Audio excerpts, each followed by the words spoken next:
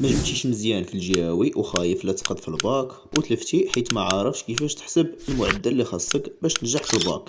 في هذا الفيديو غنوريكم الطريقه الصحيحه باش تحسبوا المعدل وتعرفوا شحال خاصكم باش تنجحوا. دونك المعادله اللي غتخدموا بها هي ام تساوي اغ زائد سي زائد ان في 2 مقسوم على 4. غتسولوني دابا اش كيعني هادشي. ام هي لا موين يعني المعدل، اغ هي ريجيونال يعني الجهوي، سي كتعني كونترول يعني المراقبه المستمره، ان كتعني ناسيونال. كما كتلاحظوا ناسيونال الوطني كيشكل 50% بينما المراقبه المستمره كتشكل 25% والجهوي كيشكل حتى هو 25%، والمجموع اللي خرجنا منهم كاملين كنقسموه على 4. هادشي الا بغيتي تحسب المعدل. اما الا بغيتي تحسب شحال خاصك في الوطني كنديروا المعادله التاليه: ام في 4 يعني المعدل اللي بغيتي تجيب، مثلا 11 12 15 16 كل واحد المعدل اللي بغا ينجح به، ناقص اغ زائد سي يعني ريجيونال زائد كونترول. هنايا الكونترول يعني كتجمع المراقبه المستمره الاولى زائد المراقبه المستمره الثانيه، كتجمعهم وكتقسمهم على جوج. وباش تفهموا هذه المعادله نخدم معكم واحد المثال بسيط.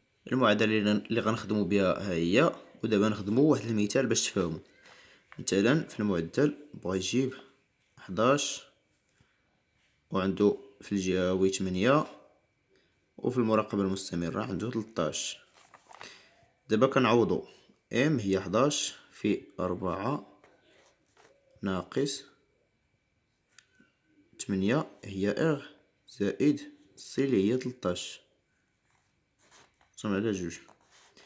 كنديرو 11 في 4 تساوي 44، كنديرو ناقص 8 زائد 13 تساوي 21 مقسوم على جوج تساوي 23 مقسوم على جوج كتساوي 11 ونص.